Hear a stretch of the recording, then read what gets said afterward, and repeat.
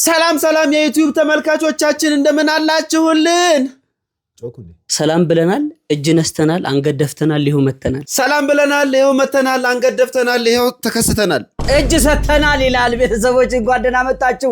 ይህ ቤት የሳቅ ጨዋታ እንዲሁም የመዝናኛ ቤት ነው። ቀድማችሁ የቤቱን ቦነስ መስጠታችሁን እንዳትረሱ፣ የሰብስክራይብ በተናና የደውል ምልክቷን መጫናችሁን እንዳትረሱ፣ የላይክ ምልክቷን መጫናችሁን እንዳትረሱ። ቤተሰቦች የዛሬውን ቪዲዮ ስፖንሰር ያደረገላችሁ መዲ ፐርፊውም ናት። መዲ ፐርፊውም ያባበዱ ሽቶችን ለእናንተ ታመርትላችኋለች ማለት ነው። ከፈለጋችሁ እዚች ጋር ባለው የሶሻል ሚዲያ ሊንክና ስልክ ቁጥር በመደወል ማዘዝ ትችላላችሁ። አንድ ሚስጥር ልንገራችሁ። እሺ 10,000 ገብተናል።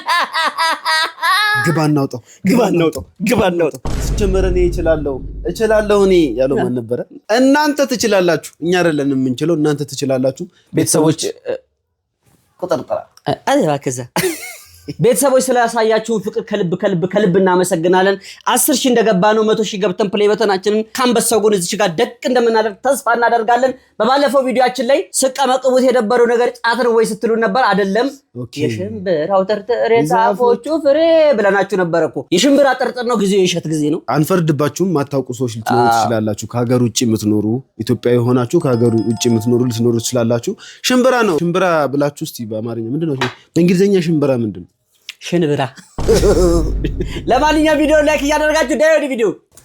ሚስት ፀጉር ቤት ልሄድ ነው ስትል 2,000 ብር አንስተ የምትሰጥ ባል እስከዛሬ የገበያውን ሁኔታ ባለማወቅክ ነው። አሁን ግን ገበያውን እናሳውቅክ። እናንተ እኮ ጥሩ ናችሁ፣ ከነገሯችሁ ተስተካከላላችሁ። ፀጉር ቤት ሄዳ ፀጉሯን የምትሰፋ ከሆነ 1500 ብር፣ ሚሰራ ከሆነ የተሰፋው 500 ብር ጨምርበት 2,000 ብር። ጥፍሯን ጄል ከተሰራች 1,000 ብር 3,000 ብር። እግሯ ከተዘፈዘፈ 1,000 ብር 4,000 ብር።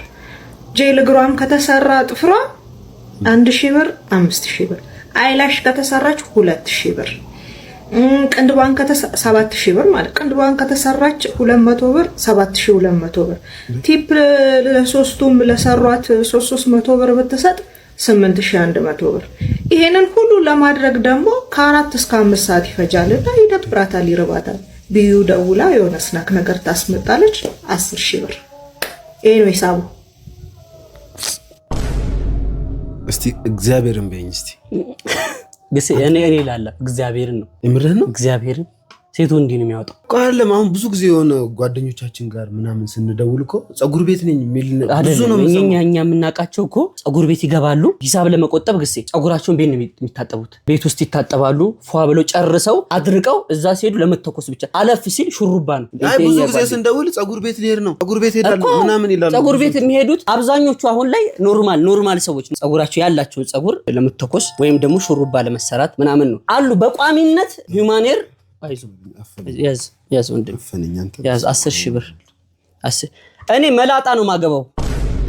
መላጣ ሰይፉን የመሰለች ይሄ እንትን ነው ጊምቦል ቅሏን ቁጭ ያለ የለም ማርሽ የመሰለ ምን እንትን አስባል። የሁሉ ነገር ለፀጉር እናንተ ከተባለ 10,000 ብር ነው ለፀጉር። ኢዮቤ ጋር እኮ እኛ ከነቲፑ ምናምን እንደውም ኢዮቤ ኧረ አበዛችሁብኝ እያለ እኮ 200 ብር ከበር መስ ከዛ በቪቪአይፒ እኮ ነው። በቪ እኛ አሁን ቅድሚያ ይሰጠናል። ኢዮብ ፊት ላይ አሸዋ የሚመስል ነገር የሚሸተው ደስ የሚዋጭር ነገር እሱን ይቀባናል። ፊት ለስለስ ተብሎ እሱንም እንት ፊታችን ብሎ ከሄደበት እንትን አዝኑልን ነው እሱን እንትን የሚለው። አንተ 10,000 ብር ነው የምታወጡት ሴቶች ለፀጉርና ለጥፍር? እየሰማት ነው። ለዛኮ ደግሞ ቲፕ እሺ ሜካፕ ቢጨመርስ? አንተ ቅንጡ ነህ ጃል። እኔ እግዚአብሔርን በጣም የተገረምኩበት ቪዲዮ ነው። አሁን ነው ደግሞ የሰማሁት። በፊት ቢጎዲን በነበረ ሰዓት ቢጎዲን የለም ሴቶች ጠቅልለው ዳንቴል አናታቸው ለሚያደርጉ ሰዓት ተያይዞ እንዲህ ብሎ የሚመጡበት ሰዓት 50 ብር ዳንቴል እንትን የሚባልበት በቃ ይሄ የሚያክሉ አሎሎ ራስ አክለው ባንድ የጫነ መኪና መስሎኝ መጣ። በቃ አይተዋል። ጎበዝን ታስታውሳለህ? እሱ አለ። ምን ያደርጋሉ? እግርም የእጃቸውን ጥፍር ለማሳመር ልብስ ያጥባሉ። በእግርም በእጅ ጽድት ነው የሚለው ፏይልና ተረካዛቸውን የሆነ ምን ማድረቂያ ነው ምን የሚሉት ነገር ነበር። አዎ እቺ የሚቀቡ ውሃ ነገር ብልጭ ያደርግላል። አዎ ማድረቂያ ነው ምን የሚሉት ነገር አንተ አይተዋል። ከዛ ተረካዛቸው ደግሞ እንዲለሰልስ ግድግዳ ላይ ከዛ ደግሞ ምንድን ነበር የሚያደርጉት? እንሾሽላ። አዎ እንሾሽላማ እሱ እንደው እንሾሽላ ተደርጎ እንደውም እኛ እዚህ ላይ አርጎልም ያሳድሩልን ነበር። ሳን ያለን በእንትን በቅጠል እጃቸውን እንደዚህ ይደረግና ስራም አይሰሩም። አሁን 10,000 ብር ሰው ደሞዝተኛ 4,000 ብር እኮ ነው ሰው ደሞዝተኛ የሆነው አሁን ላይ የኔና የገሰን ደሞዝ ጨምረን የሆነች ብር ደግሞ ከምን ተፍተፍ ብለን ወይኔ በላቸው እኔ ወደ ተፈጥሮ እንመለስ የምንለው በምክንያት ነው ወደ በፊት ምን ችግር አለው ግድግዳው እንዳለ ሲሚንቶ ነው ለተረከዝሽም ከፈለግሽ ሲቀጥል ደግሞ እንደዚህ ባዕድ ነገር ሰውነትሽ ላይ የምታበጂ ከሆነኮ ለጤንነትሽም ጥሩ አይደለም እግዚአብሔር የሰጠውን ውበት ምን ያደርግልኛል እንደማለት ነው አይደል አንዱ እንደው ምን እንዳለ ታውቃለህ ሴቶች አለ ቤተ እምነት ሄዳችሁ ጸሎት አድርጋችሁ ጸሎታችሁ ማይደርሰው ፈጣሪ ስትመጡ ሌላ ሰው እየመሰላችሁት ነው እኔ በዚህ እናንተ ጸልያችሁ የሚደርሰው ለካሪና ከፑር ነው ታባር ገባውላችሁ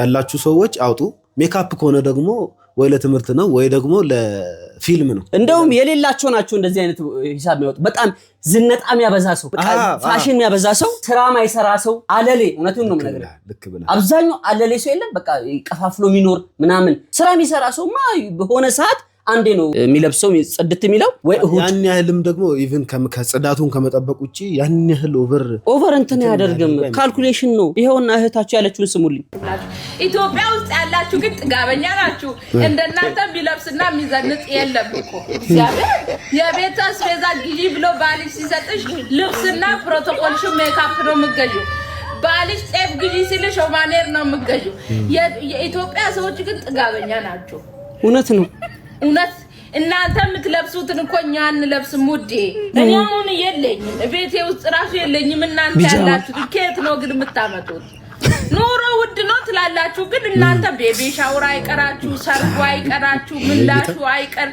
ድሮ የሽምግልና ይደገስም ነበር የሽምግልና መደገስ ጀመራችሁ እና ታዲያ ማን ነው የሌለው ውዴ ማን ነው የሌለው ጀግና እናት ድሮ ሽምግልና ይደገስም አሁን ትደግሳላችሁ የደሃ ቅምጥል ከወገቡ ቅምጥል አሎ እውነትሽ ነው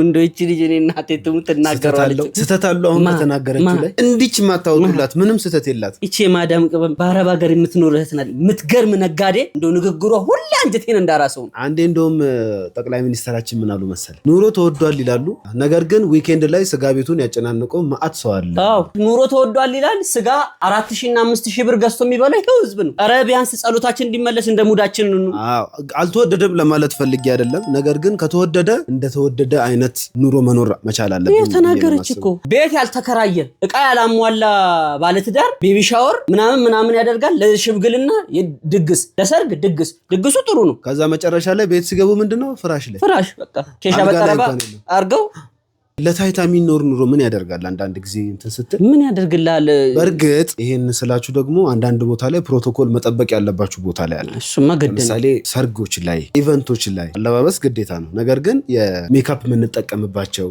እንደዚህ ሁማኔር አርገን የምንሄድባቸው አይነት ቦታዎች አሉ ግን ቁጭ ብሎ ካፌ ወንበር ለማሞቅ ምን ያደርጋል በዛ ልክ 10,000 ብር ማውጣት 40,000 ተጠራውት አንተ ደፋር ነህ 10,000 ብር እኮ አንተ እንትን እኮ ነው ለጥፍርና ለፀጉር ብቻ ነው ይሄ ሂማሩ የሚባለው ሂማን ከተገዛ ሂማን ምናምኑ ከተገዛ እንትን አልኩ ሂማሩ አለ ምላስ 10,000 ብር ስትባል 40 የምሬ ነው ማለት 40 50 አለ እኔ ንግዱ ውስጥ እንትን ማለት አይደለም 40 50 ሺህ ምናምን አለ ያለው ያድርግ እኔ ያለው ላይ እንትን ይያለን አይደለም ካለ እንዳለህ ትኖራለህ ግን የቤትህ ጣሪያ በመዳበሪያ ሆኖ የ50,000 ብር ማኔር ማድረግ በጣም ይከብዳል ግን የቤትህ ግርግዳ በጋዜጣ እንደ ተለጥፎ እንደ ስጦታ አረቄ 50,000 ብር ማኔር ማድረግ ተገቢ አይደለም የሚገርም ነገር አንዷ ከውጪ የመጣች ኤንጂኦ ሰራተኛ ምን አለች መሰለህ ፈረንጅ ናትና ለአንደኛው ለሀበሻ ስትናገር ነው በጣም ራሴ የታዘብኩበት ሴቶቹ ዝን ጥብሎ ይወጣሉ አለች አምሮባቸው ፏ ብለው ስልካቸው የሚገርም ነው ምናምን ሆቴል ይሄ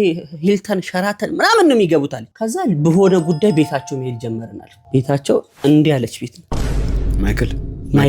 ማይክል ትላለህ እንዴ ወርኪንግ ዴድ ነው ይሄ ሁላችንም የኖርንበት ነው ምንም ይሄ መወሻሸት የለብንም ሁላችንም ደገፍ ከሆነ ቤት ደገፍ ካለ ቤት ላይ ነው ይወጣው በቃ እንዴ ብለን ሰላም ዋላችሁ ሰላም ደሩ ብለን ነው የምንወጣው መንገበው የታወቀ ነው ስንኖር ጎግል ቁምጣ አድርገን ይጦ የተቀደደ አሳምረን ከዛ ለመውጣት ተፍተፍ ማለት ግዴታ ነው ከዛ በቃ ከረመች እና ኢትዮጵያ ውስጥ የሚኖር ኑሮ አንፌር አለች። ፌር አይደለም የምር የሚበሉትና የሚለብሱት እና የሚኖሩት ኑሮ አንድ አይነት አይደለም። ስፔሻሊ አዲስ አበባ ላይ ይሄ አዲስ አበባ ላይ ትክክል። እኔ ከክፍለ ሀገር ስመጣ ያው የክፍለ ሀገር ልጆች ነን። ከክፍለ ሀገር ስመጣ በጣም የታዘብኩት ነገር ነው። ሰው ውጪ ላይ እንዲች እንከን ያለበት አይመስልም። እንዲች ችግር ያለው ያየ ምናምን አይመስልም። በጣም ለብሶ ቪዲዮ ላይ እንዳየነው የ10 ሺህ ብር ነገር አድርጎ ነው የሚወጣው ቤቱ።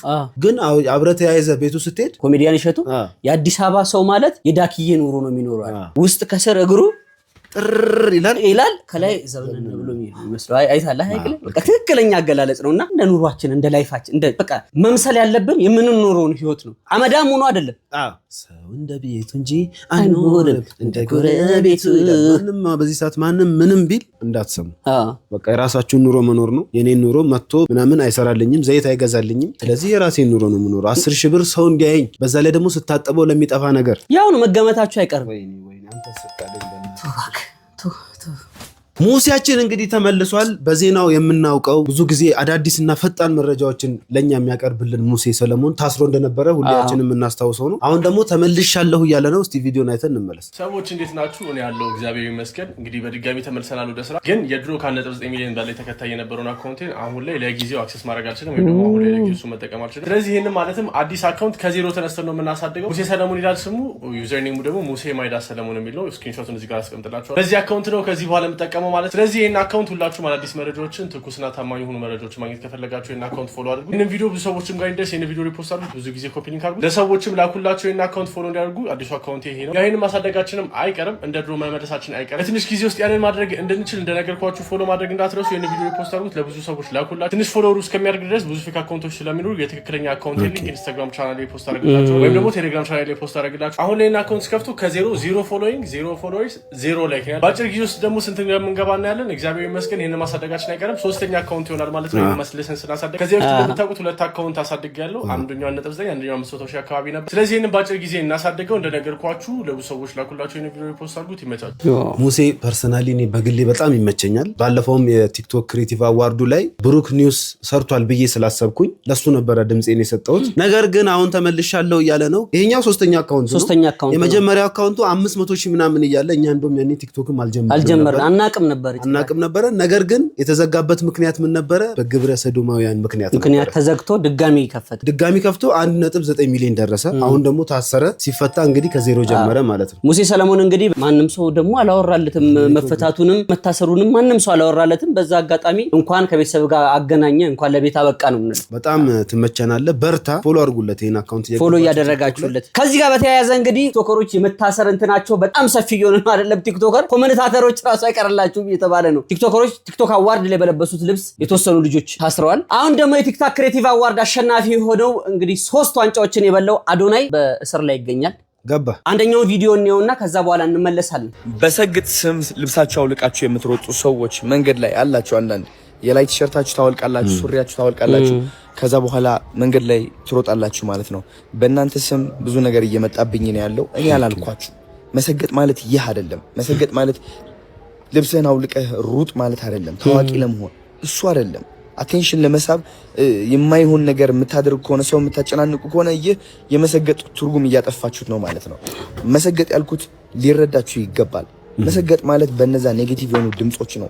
ዶክተር መሆን ከፈለጋችሁ እኔ እንዴት ዶክተር ሆናለሁ እንግሊሽ እኮ መጽሐፍ ማንበብ አልቻልኩም የሚለው አስተሳሰባችሁ ሳትሰሙ መስራት መሞከር፣ ካላችሁበት ደረጃ መጀመር፣ ትምህርታችሁ ላይ መሰገጥ፣ ስራችሁ ላይ መሰገጥ፣ በቃ ይህ ማለት ነው። ከዚህ በላይ ምንም ነገር የለም። ስለዚህ ሐሳቡን አትቀያይሩት። ልብሳችሁ አውልቃችሁ የምትሮጡ ሰዎች እንግዲህ ከኔ ጋር አትያያዙም። እኔ ደግሞ ልብሳችሁ አውልቃችሁ ሩጡ አላልኩም። መያያዝም አልፈልግም። ሰማችሁኝ አይደለ? መሰገጥ ማለት እዚህ ውስጥ ነው ጋይስ። መበርታት ማለት ነው። ለዓላማ መቆም ማለት ነው። አያችሁ አይደለ? እውነቴን ነው የምላችሁ። ሶሻል ሚዲያ ላይ ገብተህ ብታይ እንደውም አንድ ልጅ በውስጥ የላከችልን ቪዲዮ አለ። ራቁቷን ሆና ትክክል ራቁቷን ነች። ሪያክት አድርጉብኝ ብላ ነው የላከችው። ፌመስ ለመሆን ነው እንግዲህ ሰው አሁን ትርጉሙን ወደ ሌላ ነገር እያዞረው። አዶናይ እንደተናገረው እንግዲህ መሰገጥ ማለት የምትሰራው ስራ ላይ ትኩረት አድርገህ እዛ ላይ መስራት ብቻ ነው። ምን ይባላል? ትምህርት ቤት ላይ ገግሜ አንብቤ ሰግጬ አንብቤ ምናምን ይባላል። እና መሰገጥ ማለት ለዓላማ መቆም። ወንድማችን አዶናይ እንዳለው አሁን ላይ ያው እስር ላይ ነው የተገኘው። በጣም ያሳዝናል በእውነት። የታሰረበት ምክንያት ግልጽ ባይሆንም ወንድማችን ግን ስለ ሰግጥ ፈምስ እንግዲህ ማብራሪያውን ሰጥቷል ማለት ነው። አንድ ዜና አለ፣ እሱን ሰምተን እንመለስ። ሰበር መረጃ፣ አዶናይና ጃኒ እንግዲህ በፖሊስ ቁጥጥር ስር መዋላቸው ተሰምቷል። የቲክቶክ ክሬቲቭ አዋርድ አሸናፊ የነበረው አዶናይና እንዲሁም ቲክቶከር ጃኒ ዛሬ አመሻሽ ላይ በፌዴራል ፖሊስ ቁጥጥር ስር መዋላቸው ተነግሯል። ቲክቶከሮችም ስለታሰሩበት ጉዳይ በይፋ የተባለ ነገር ባይኖርም መረጃውን ያገኘነው ከፋስት መረጃ ነው። በጉዳዩ ላይ አዲስ ነገር ካለ የማቀርብላችሁ ይሆናል። ፎሎ ማድረግ አዳዲስ መረጃዎችን መከታተል ትችላላችሁ። እንግዲህ ወንድማችን እንዳለው ጃኒም ተጨመረበታለች ማለት ነው። በነገራችን ላይ አሁን ላይ ጊዜው በጣም ከበድ እያለ እየመጣ ነው። ካለባበስ፣ ካነጋገር በተለይ ሶሻል ሚዲያ ላይ እንዲህ ሳናስብ የምናወጣቸው ቃላት ሰው ወደ ሌላ ነገር እየመራ አንድ ልጅም ደግሞ ቪዲዮን እዚህ ላይ ማቅረብ ስላልፈለግን ነው ላይቭ ስትሪም ላይ ከአንዲት ሴት ልጅ ጋር የማይሆን ነገር ሲያደርግ እዛው ሰው ባለበት ገስት ሰዎችን አስቀምጦ በጣም ያስጠላሱም መስተመጨረሻ እስሩን ሲሰማ መሰለኝ የይቅርታ ቪዲዮ ፖስት አድርጓል። ነገር ግን በዚህ ሰዓት አጠፋ ትገባታለህ ነው መማሪያ ነው መማሪያ እንድትሆን። እውነቱን ለመናገር እኔ እንደዚህ አይነት ነገር ባይሆን ደስ ይለኛል፣ ባይታሰሩ ምናምን ደስ ይለኛል። ማን ይወዳል? ነገር ግን ምንድነው እነሱን እያዩ ደግሞ የነሱ ተከታዮች የሚያደርጉት ነገር አለ፣ ማይመለሱት ነገር አለ። ከነሱ አሁን እነሱ ላይ እርምጃ ካልተወሰደ በተሻሻለ ፕሮማክስ ሆኖ ነው የሚመጡት እነሱ ገብተዋል። ባይሆን ደስ ይለኛል እውነቱን ለመናገር። በፊት እንትን ተገላልጦ መውጣት ምናምን ነውር ነው ብለን ስንጮህ ነበረ። ሁሉም ሰው ዝም እያለ ስታይል እያደረገው ትላልቅ ሰዎችም እድሜያቸው ገፋ ያሉ ሰዎችም ማይሆን ነገር ሲያደርጉ ሶሻል ሚዲያ ላይ ያየን ነበረ። ዝም ስለተባለ ነው፣ መካሪም ስላሌለ ነው። ምከሩ ስንጮህ የነበረው በዚህ ምክንያት ነው። አሁን መካሪው መጥቷል። ትመከራለህ፣ ትዘከራለህ፣ ትነከራለህ። አዎ ትላለህ። ሶሻል ሚዲያን መጠቀም ካለባችሁ ፖዚቲቭ ለሆነ መንገድ ነው። በቆይ ባትታወቁስ ቢቀር ምን ግዴታ ነው እንዴ? ሰው አልገባው የሶሻል ሚዲያ ነገር ያልገባን ሰዎች አለን። ከዚህ በኋላ የምትገላለጡ ሰዎች፣ ሰውነታችሁ የምታሳዩ፣ የማይሆን ልብስ የምትለብሱ፣ ማይሆን አክት የምታደርጉ፣ ማይሆን ንግግር ሚዲያ ላይ የምታሰራጩ፣ ሰው ከሰው የሚያጣላ፣ ሃይማኖት ከሃይማኖት፣ ዘር ከዘር የሚያጣላ። አሁን እኮ ፕላትፎርሙ ዝም ቢል አልጋ ላይ ተኝተው ማይሆን ነገር ሲያደርጉም ሊያሳዩን ነው ማለት ነው እንዴ? አላየህም እንዴ? ባልና እንዳትለኝ። አዎ የምር ተኝተው ባልና ሚስት ጭራሽ ቁጭ ብሎ የሚያያቸው ሰው ራሱ ወደ ስንት ሺህ ሰው መስሎ 2000 ምናምን ሰው አይቻሉ። ታፕታፕ ሲደረግ ቫይራል ይወጣ አይደለ? ይመጣልሃል። በቃ አቅፏት የተሳሳሙ ሰው ቁጭ ብሎ ኮመንት ይጽፋል። ተመልከቱ፣ ይሄ ነገር ነው የሚፈጠረው። ነገ ላይ ደግሞ ህጻናት ሲያዩ ኖርማል ነው የሚሆነው። ምክንያቱም ሶሻል ሚዲያ ላይ ወጣ ነው፣ ህብረተሰቡ እሺ ብሎ የተቀበለው ነገር ነው ብሎ ዝም ብሎ ያልፋልና እኛም አውግዘናል። እኛ በራሳችን ማይሆን ነው ብለናል። ግን ያው ለታሰሩት ለቤታችሁ ያብቃችሁ። ደጉን እንስማ። አሜን አሜን።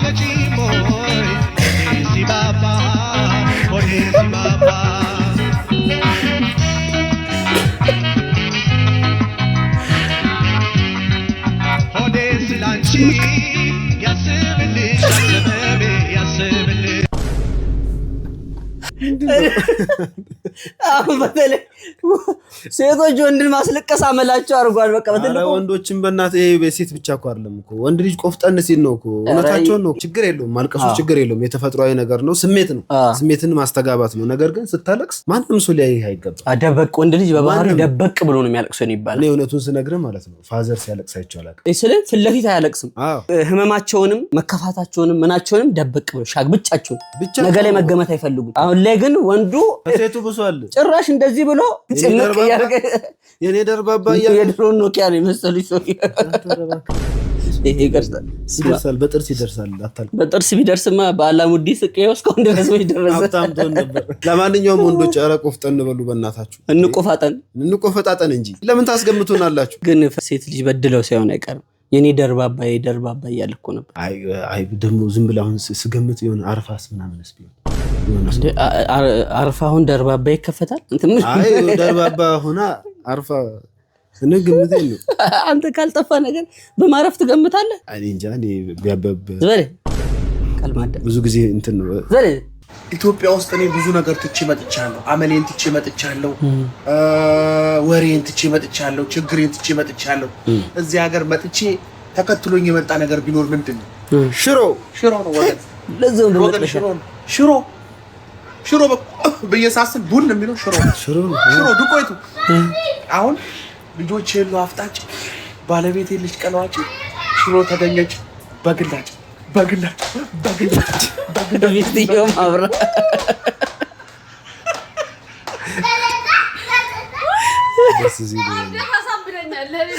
ተሳብደኛል ደስ ይላል። አይ ሽሮ አለ አንተ ለዛው ሙድ ነው ያሉት ልንገር ያለው ሰው ገንዘብ ያለው ሰው ይሄ እንትን አይበላም። ይሄ ስጋ ነሽ ምናምን ላይ አያዞትርም። እኛ ነን ስጋ ብርቃችን ስለሆነ በቃ ስጋ ብርቃችን ስለሆነ በቃ ሁሉም እንቋመጠው ስጋ ላይ ነው ያለው ሰው ግን አትክልት፣ ሽሮ፣ ቲማቲም፣ ቁርጥ ሁሌም እንበላው እኮ ነው ወንድሜ እኮ አንተ አሁን ሲበዛ ኦቨርዶዝ ነው እንት ከበደ በጣም ከበደ ህብል እንትን ማቆሶ እየመሰልከኝ ፊት ራሱ ሳይ ራሱ ማቆሶ መሰልከኝ። ሽሮ ግን በዚህ ልክ ውጭ ሀገር ይኖራል ብዬ አስቤ አላውቅም ነበር። በጣም ይበላል። እኔ በርገር ምናምን ማክዶናልድ አይበላም ሰው አበሻ አይበላም። ኢትዮጵያ እንዴ አብዛኛው ነው የማውቃቸው ሰዎች ኢትዮጵያ ውስጥ የተሰራ የተመጠነው ምጥኖች ምናምን ይወስዳል። ስለ በርገር አጫው ልነግርህ እኮ ነው በርገር የምሬን ነው። በርገር ውስጥ ስጋ አለ አይደል? እንቁላልም አለው አይደል? ደግሞ ረክሰሃል ሲጀመር በርገር በልተህ ከሆነ የአሳማ ስጋ አለው ተብሏል። አሳማ ደግሞ ሾሆነው የተቀደዳለ ሪሃ ነው ሲጀመር። የሪሃ ስጋ የበላ ሰው የረከሰ ሰው ነው ይላል አንድ በመጽሐፍ ቅዱስ ታሪክ። በጣም ብዙ ታወራላችሁ። አይደለም እንደሱ አይደለም። በመጽሐፍ ቅዱስ ላይ ኢየሱስ ክርስቶስ ከሆነ ቦታ ሲመጣ ማለት ነው ሰምቼዋለሁ። የሆነ ሰውዬ ሰይጣን ነበረበት። ከዛ ሰይጣኑ ጌታችን ሰይጣኑን ሲያዘው ከሰውየው ላይ ሰይጣኑ ወጣና ወደ ሪሃዎቹ ገባ። ይከለከላል። ያሳማ ስጋ እንትን ያለ የረከሰ ነው። ረክሰሃል አንተ ሲጀምር። መች በለው? አልበላውም እኮ በልተሃል። አንተ በልተሃል እንዴ? አልበላውም። በልተሃል። ካንተ ተለይቼ ወንድሜ ካንተ ተለይቼ ምንም አልበላም። ሌላ ጊዜ በቃ ወይ እንበላለን። በሰጠኝ ጠልቼ አይደለም ግን ሽሮዬ ግን የትም ብትሄጂ ግርማ ሞገስሽ እንዳለ ነው። ቁጭ እንዳለ ተመልከተ። ጤናማ ምግብ ባለፈው አቅርበንላችኋል። አቤት ቡስ የሚል ማለት ነው። ይተኩስ ኒውክሌር ማብሪያ በለው እኮ እኔ እንደውም በቃ አሁን ርዕስ ቀይር። ቀን አዘጋጅቼ እውነቴን ነው የምልህ የእግር ጉዞ እንትን የማስታወሻ የእግር ጉዞ ቢደረግላት ሁሌ እኮ ነው የምታደርግላት። ምን የተለየ ነገር ምን አሁንም በእግራ እንደ የምትጓዘው ዝም ብለህ የሽሮ ቀን ብለህ መሄድ ነው የሚጠበቅብህ። ምን እንዳደገኛ እንትን ትላለህ። አሁን ቀጥል ቪዲዮን እንይበት። የእግር ጉዞ በምን በመኪና ነው ታዲያ የምትሄደው? ኧረ ተወኝ እሺ ሌላ ቪዲዮ ልቀጥል። እንትናት ሚዲያ ላይ ማን እንትና አንቺ እኮ እንደኔ በጠዋት አትነሺ። አንቺ እኮ እንደኔ በጠዋት አትነሺ። ሆምወርክ የለሽ። በቃ እስኪ አሁን ተራቃቀሽ ትምህርት ቤት ሂጂ እስኪ። አሁን ትሰጊሽ እኔ በጠዋት የምነሳው አንቺ ግን በቃ ተጋደም ብቻ ነሽ። ምንም የለብሽም አንቺ። ከፈለግሽ ጠዋት ትተኛለሽ፣ ማታ ትተኛለሽ፣ ከሰዓት ትተኛለሽ። አንቺ እኮ ምንም የለብሽም። በቃ ዝም ብለሽ በቃ ትታቀፊያለሽ ተቀጠጥ ብለሽ እኔ በጠዋት እሰራለሁ። አንቺ ግን ነገ እኔ እኮ ነገ ፈተና አለብኝ። አንቺ ግን የለሽም። አይሻ እኔ ሆምወርክ ተቃሰቀሽ እስቲ። እኔ ግን ሆምወርክ አለ የምሰራው። አሁን የምሰራው ሆምወርክ እራሱ አለኝ። እሺ በጣም አሳፋሪ ነሽ አንቺ እኮ አሁን አሳፋሪ ወይ ጉድ! ኧረ እንደው የዘንድሮ ልጆች ግን በስመ አብ ቤተሰቡ እሱ የሚሉትን እኮ በእርግጠኝነት ምንም የለብህ፣ ቤት ኪራይ የለብህ፣ ዕቁብ የለብህ፣ የለባቸውም። ግን በዚህ እድሜው አየው እንዴት እንደሚማረር። ነገ ፈተና አለብኝ አንቺ ተኝተሽ ነው ታድለሽ። ልጆቻችን ግን እውነት እድሜያቸው ቼክ ሊደረግ ይገባል። ሆድ ውስጥ 9 ወር ብቻ አይደለም እየቆዩ ያሉት፣ በስለው ነው እየወጡ ያሉት። አሁንማ ታዲያ በወላጅም እኮ የሚለው ታውቃለህ፣ ልጄ እኮ ታፍ ነው፣ ኮምፒውተር እኮ ነው፣ ኮምፒውተሩን የሰራው ይመስል ኮምፒውተር እኮ ነው ይላል። አንድ ቀን ወፌ ላላ ሲገርፍህ ጥሩ ይሁን መልካም ልጅ ይሁን ያሳድግላችሁ። ነገር ግን ያው በዲሲፕሊን እና በቅጣት ከምንም በላይ ከእውቀትም ከምንም በላይ ዲሲፕሊን ያስፈልጋል ነው የምላችሁ። ባለፈው ምን ሰማው መሰለህ? የ56 ዓመትን እናቱን ደፈረ ልጃቸው፣ የገዛ ልጃቸው ማለት ነው። ከዛ ይሄ ነገር ደግሞ አንድ ይመስለው ነው እንዴ እስከ 60 ምናምን ዓመታቸው። ከዛ ሲበዛባቸው እናትየው ሄደው ከሰሱ። እናት ልጁ ታስሮ ይፈታ ይለቀቅ አላቅም አሁን ያለበት ነገር። ግን ይሄ ነገር እኔ ላይ ብቻ አይደለም የተፈጠረው፣ በጣም ብዙ እናቶች ላይ እንደዚህ አይነት ነገር ይፈጠራል። እና ለነሱ ይሄን ነገር ይዤ ቤቴ ዝም ከምል ቢያንስ ለነሱ ድምጽ ልሆናቸው ብለው ነው እንትን ያሉትና ይሄ ነገር የሚመጣው ዝም ብሎ ከመሬት አይደለም ካስተዳደግ ነው ትክክል ልጃቸው ያጨሳል ይቅማል ይጠጣል ሱሶች አሉበት እና ያንን ነገር እያደረገ እየመጣ ነው ከ56 ኦልሞስት ለ4-5 አመት ነው ይሄን ነገር ሲፈጽምባቸው ነበር እና በጣም ይዘገነን ጊዜ ነው አሁን እየሆነ ያለው ልጆቻችሁን በስነ ስርዓት አሳድጉ ከእውቀታቸው ቢቀር ይሻላል የት እንደሚውሉ ምን እንደሚያዩ ምን እንደሚማሩ ቼክ አድርጉ ግድ የላችሁ በፊት እኮ ጎረቤትም ይጠይቃል ታላቅና ታናሽ ይጠይቃሉ ቤት ውስጥ ያለ ሰው እናትና አባት ይጠይቃል ምን ተማራችሁ ምን ተባላችሁ ትምህርት ቤት ምን ተሰማ ምን አዲስ ነገር አለ ብሎ ይጠይቃል አሁን ላይ ወላጅ ጭራሽ አይጠይቅም አባት በጣም ስራ ከመስራቱ የተነሳ በጣም ስራ ላይ በጣም አቴንድ ከማድረጉ የተነሳ ስለውነት ነው መላችሁ ልጁ የት እንደሚማር የማያቀባታል እኔ አንዴ ምን ተፈጠረ መሰለ ታስታውሱ ከሆነ ህፃን ሄቨን የተደፈረች አካባቢ ነውና ህፃን ሄቨን ከመደፈሯ ከ10 ቀን በፊት ላይቭ ላይ ቁጭ ብለን እያወራን ኮቪድ ነበራል የሆነ ታይም ላይ ኮቪድ በነበረ ሰዓት አባት ቢዝነስማን ነው በጣም በየሀገሩ ይሄዳል ልጆቹን ብዙ አያያቸው ምናምን እና አንድ ሴት ልጅና አንድ ወንድ ልጅ አለ እና በስተመጨረሻ ምንድነው የተፈጠረው ልጅየው አድጋለች በጣም እና ቤት ውስጥ ተቀምጧል አባት ኮቪድ ስለነበረ ስራ አልነበረም ሁሉም ስራ በስልክ ነው የሚሰራው ተዘጋጋ ወደ ቤት ገቡ ተዘጋ ቤት ሆኑ እና የዛን ሰዓት ልጁን ሲያያት ከህፃንነቷ ጀምሮ ስላላያት የአባትነት ፍቅርም ስላልሰጣ ሌላ ሴት መሰለችው እና ልጁን ደፈራል በስማ ይሄን የነገረኝ ሰው ህፃናትና የሴቶች ጥቃት ላይ ምናምን የሚሰራ ሰው ነውና በቃ በህይወቴ ቢሮ ስገባ አለኝ ጭንቅ ነው የሚለኝ ምክንያቱም የሚመጡ ኬዞች በጣም የሚያስጠሉ አባት ወንድ ልጁን አባት ሴት ልጁን ልጅ እናቱን የሚሰማው ነገር በጣም ነው የሚያስጠላው ከልጅነት ጀምሮ እየጠየቃችሁ ምን እንደሚያስፈልጋቸው ስልካቸው ላይ ምን አለ ምን ይያዩ ነው የሚለውን እሱንም ቼክ አላደረጋችሁ ነገ ከነጎዲያ ላይ የውጪ ሰው አይጠቀም ቤት ውስጥ ያለ ሰው እርስ በርስ ነው እንትን የሚለው እና ልጆቻችሁን እያስተማራችሁ በዲሲፕሊን መጠንቀቅ እንዳለባችሁ ከእውቀትም ይበልጣል ዲሲፕሊን እውቀት ያለ ዲሲፕሊን ምን ያደርጋል ምንም አያደርግም አንድ ሰው በጣም ሰካራም ሆኖ የተንዘላዘለ ማስተርስ ዲግሪ ፕሮፌሰር ፒኤችዲ አይጠቀምበትም ምንም ጥቅም አይኖር ወረቀቱን ብቻ ነው ይዞ እንትን የሚለው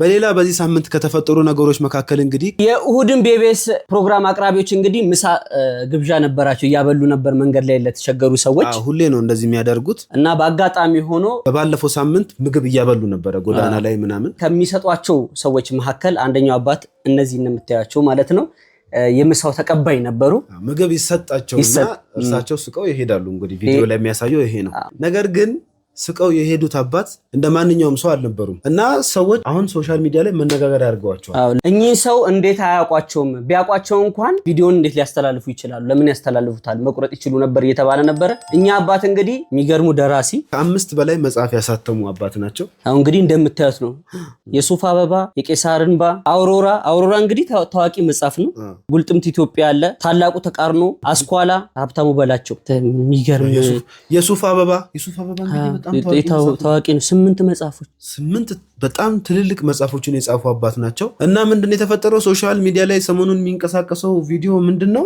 እንዴት እኚህን የመሰሉ ይሄን ሁሉ መጽሐፍ የጻፉትን አባት ምግብ ብቻ ሰጥተው እንዴት ይሸኛቸዋል ወይም ደግሞ ሲሰጧቸው እንዴት አያውቁም ብዙውን ጊዜ ግሴ በጣም የሚገርም ነገር አሪፍ ስራ የሰሩ ሰዎች ጥበብ ላይ የሰሩ ቢያንስ ለ30 ለ40 አመት ምናምን በተለይ ብሔራዊ ቲያትር ላይ የሰሩ አባቶች ደራሲያንም ሊሆኑ ይችላሉ ተዋናዮች ሊሆኑ ይችላሉ ጸሐፊያን ሊሆኑ ይችላሉ ዳይሬክተሮችም ሊሆኑ ይችላሉ አይታወቅም እና የሚገባቸውን ክብር እየሰጠናቸው አይደለም በጣም ለህዝቡ በጣም ብዙ ነገር ያበረከቱ ልጅነታችንን ያሳመሩልን መጽሐፍ ደራሲ ማለት የሰው ጭንቅላትን በቃ የሚያስተካክል ማለት ነው ፊክሽን ስታነብ ስነ ስርዓት ይኖራል አንባቢ ንግግር ይስተካከላል የምትጠቀማቸውን ቃላት ትለያለህ አሁን የቅርብ ጊዜ ትዝታችን የሆነው እንግዲህ ህይወቱ ያለፈው ወንደሰን አውራሪስ ለዚህ ቆንጆ ማሳያ ይሆናል ሌላም ደግሞ እንደዚህ በጣም በሙያው ላይ ለረጅም አመት በፊልም የምናውቃቸው በራይድ እንኳን አይሄዱ በታክሲ እየተጋፉ ነው የሚሄዱት እንደማንኛውም ሰውና በጣም ያሳዝናል በእውነት የሚገባቸውን ክብር እየሰጠናቸው አይደለም አሁን ላይ እውነቱን ለመናገር ከሆነ እኛም ሶሻል ሚዲያ ኢንፍሉዌንሰር ነው ቲክቶከርም ዩቲዩበርም ነን እነሱ አንፃር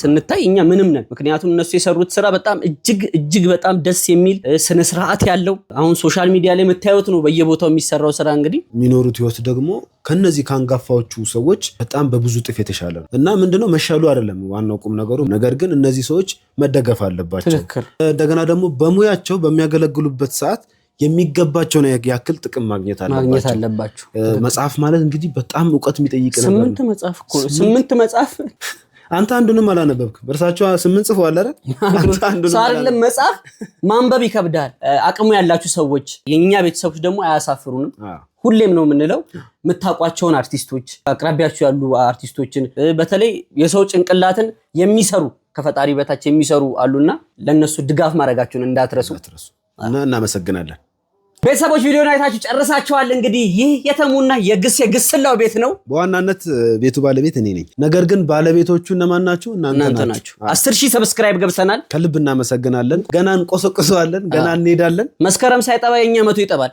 አዎ እንወዳችኋለን። የዛሬን ፕሮግራም ስፖንሰር ያደረገችላችሁ ቅመሚት ናት። ቅመሚት የተለያዩ ሽቶችን እስቲ ሽቶዎቹ ይሄው ቫላንቲኖ ይላል። ቫላንቲኖ በጣም ታዋቂ ሽቶ ነው። እነዚህንና የመሳሰሉትን ሽቶዎች ታመርትላችኋለች። በተጨማሪም እነዚህን የመሰሉ በኢፖክሲ የሚሰሩ የግድግዳ ጌጦች፣ ፎቶዎች ከእናንተ የሚጠበቀው ከስር በምናስቀምጥላችሁ የሶሻል ሚዲያ ሊንኮች እየገባችሁ ማናገር ነው። በዓል ነው ቀጣዩ አይደል? በፈረንጆች ኒው ይር፣ በእኛ ገናና ጥምቀት አለ። እነ ዘገሊላ ነሽ የዘገሊላ ዕለት ነይልኝ አሁን ሎሚያችንን ሸከፍ አድርገን በእንትን በጊዜ ገዝተን እንዘጋጃለን። በአይፎን 17 ነው የዘንድሮ። ሎሚ ማን አዲስ አበባ ላይ ማን አለ? እንገባለን። ክፍለ ሀገር ማን አይሰማም። 200 ካሬ ከሌለ መስሏል። አንተ እንደ ክፍለ ሀገርም 200 ካሬ ተበላሽቷል። የቲክቶክ እያለ ድሮ እኮ እንትን ነበረ እኮ ሽንቷ መሬት ከበሳ ይባላል እኮ። አይ አንተ አናትን ከበሳ ነው። እንወዳቸዋለን።